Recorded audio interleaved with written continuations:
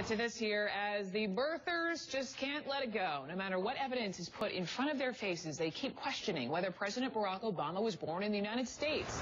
Folks, it's been more than a year since the president released his long-form birth certificate. We pulled it up for you right here in case you didn't remember. You can also look it up online. It is there for everyone to see. But it is still not good enough for some people. This issue came up just a couple weeks ago in a meeting of a Michigan Tea Party group. And Senate candidate and former Congressman Pete Hoekstra has said this to them. Take a listen. I'd like to establish a three-person office in Washington, D.C. so that at any future election, all right, that someone would have to walk into that office and prove that they meet the minimum qualifications to be president of the United States. That Senate candidate is Pete Hoekstra. He joins me now on the phone. Mr. Hoekstra, welcome to you. Let me just begin with, after 4 years of the media and conservatives digging for evidence that President Obama wasn't born here and coming up with nothing, we need a federal office to do that? Well, actually, I think that it is a proposed solution, whether it's an office, whether it's a responsibility of some other organization. You know, when you're a candidate for office, I fill out hundreds of pages of documents to verify each and every contribution that comes to my campaign. I have to fill out pages and pages that list every asset that I own, and you would think that the United States of America could go through a very simple process that says, hey, I want to run for president, and there'd just be a person that would say, okay, here are the minimum qualifications. There's an age requirement. There's a birth requirement. Yep. Now, show that you meet these requirements, and we'll move on. Very simple. Solve the problem. We'll never have this kind of debate or question again, and we can talk about the real issues, which are the economy. Okay, hang on. Before you talk about the economy, this does not have to be that hard. Let me just, so I'm hearing you correctly, whether it's an office, whether it's appointed folks from some other organization, you want positions to make sure that these candidates are born in the USA. What I want is I want to make sure that candidates who run for the office of the president meet the minimum requirements. This has nothing to do about Barack Obama. This has nothing to do about the past. This is all looking forward and saying, you know, we have requirements in place. We have requirements in some states where people, when they go to vote, they've got to show a driver's license.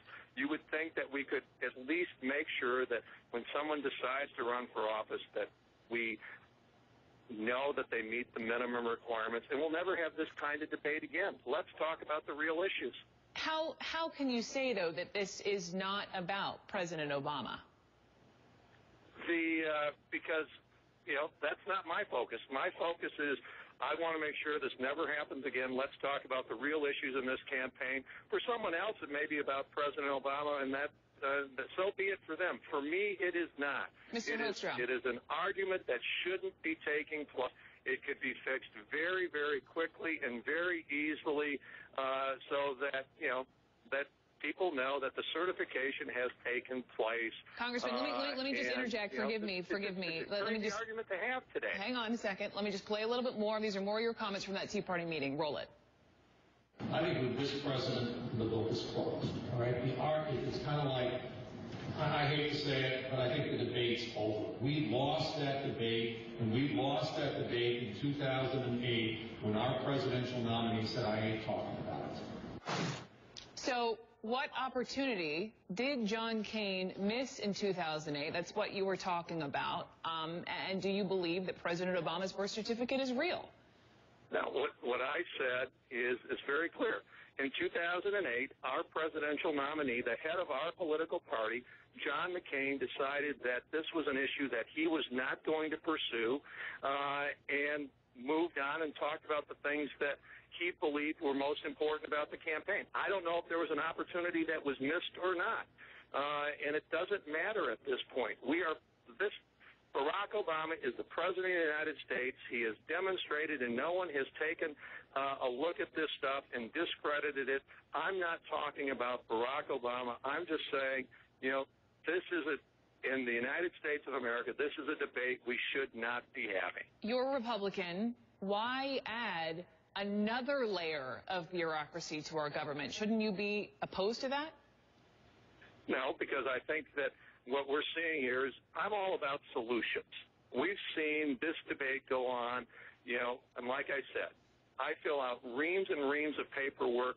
You would think that Americans, after having gone through this process, would say, you know what, doing a simple certification is not a difficult thing to do. It is not a big bureaucracy. But if you talk about solutions, it should take about 5 or 10 minutes for if you anybody talk to about prove solutions, does that infer there was a problem? What was the problem to then have this sort of office?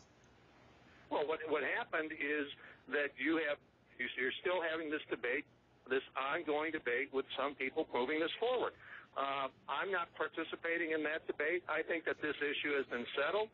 And, I just want to make sure that in future elections, and this is not a top priority for me, okay? It's kind of like, this can take care of itself. This can move forward, and this can be done very easily. We do it, you certify. We have a background check if you want to buy a gun. If you want to vote, you have to show an ID. If you want to run for president, you ought to at least be able to demonstrate that you meet the minimum criteria for being the president of the United States. This is not that hard. It's a whole lot easier than a lot of the other paperwork that I have to fill out to run for a I understand. Let me turn the conversation to this, because you made national news when you ran this ad in Michigan against your Senate opponent during the Super Bowl. Here it is. Thank you, Michigan Senator Debbie Spend It Now. Debbie spends so much American money. You borrow more and more from us. Your economy get very weak. Ours get very good. We take your jobs. Thank you, Debbie Spend It Now. Congressman Hoekstra, critics, they called you a racist for that ad. Do you realize that critics might use this office, this proposal for this office, as further proof? No, I don't know. I don't know why they would call that and take it in that direction. Absolutely not. There's, excuse me, you're just taking this into an area where I see absolutely no connection at all. When someone runs for office, they certify, asking them to be certified that they meet the requirements for president. What is, I'm not even going to use the term. It's an outrageous term, and it's an outrageous question that you would even ask anything like that. It is a term, sir. It is just a term that some of your critics threw out, and we're looking ahead because you have already been criticized for this exact office, and I'm simply asking the question. That people actually meet the minimum requirements for being president of the United States of America? I am simply asking the question, sir, and I appreciate